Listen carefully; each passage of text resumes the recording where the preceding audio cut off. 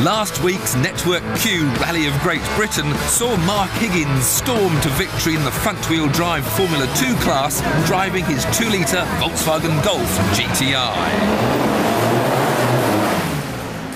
But this isn't it. This is a diesel. Come on, Tiff. Come and have a ride in this. It's all right. I'll wait for the real one to come along. Come on, you'll be really impressed. I won't. I won't like it. I won't like it. Come on, feel the noise.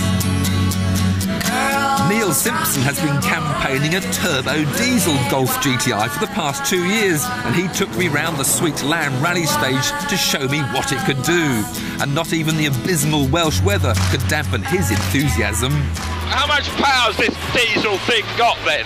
Yeah, this is 220 horsepower.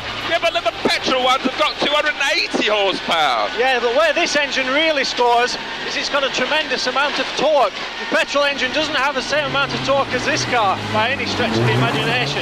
Yeah, but more torque, what's that going to do for you? Well, we're going up a hill now, and this will really put the power down as we go up here, in order to maximise the traction that the engine's got.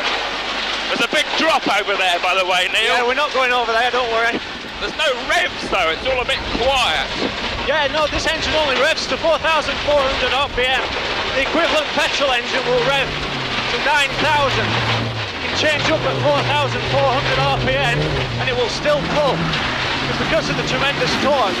So it's a very different characteristic to drive. Oh, tremendously so, yeah. Bit of a smell around here. Those diesel fumes don't go away, do they? It's a very green car. It's the greenest car in the British Rally Championship at the moment. But he pongs, though. This year, Neil contested that British Rally Championship in a class set up specifically to allow diesels to compete. His was the only diesel to enter, so it won. But using half the fuel of his petrol-head opponents, he took a superb second place overall on the all-tarmac Manx Rally in September. All right, Neil, I'm impressed. OK, well, can I have a go now? I'm not so sure about that, Tiff. You racing drivers are a little bit out of your depth on these kind of terrain. Maybe we'll go and have a cup of tea or something and we can have a chat about it. Yeah, nice idea. Cup of tea. Good idea, Neil.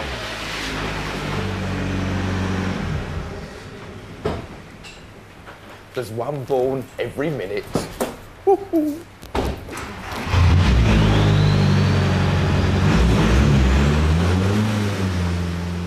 Tiff?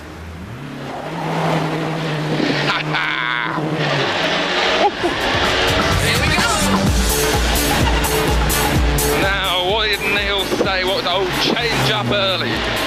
4,500 revs. That's ridiculous. I'm in 5th gear already. Now up the hill, change early. That's got bogged down.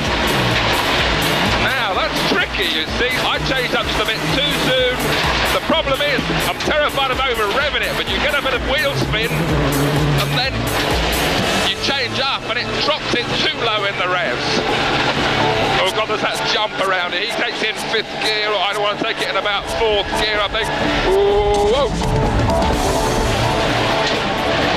So a very different driving technique, and yet a very impressive performance. And it's slushy, but I just love this rallying game. Even in a diesel. Mind you, having said that, it doesn't quite have the same sensual pleasures of 8,000 or 9,000 revs. The more revs you've got, the more power you've got. It's a sort of bit of an acquired taste, I guess. Diesels may still be both smelly and noisy, but there's no doubt that with new state-of-the-art turbo diesel technology, they're no longer an embarrassment in the performance stakes. And Volkswagen have now produced a trendy new 6-speed Golf GT TDI to make the most of all that torque.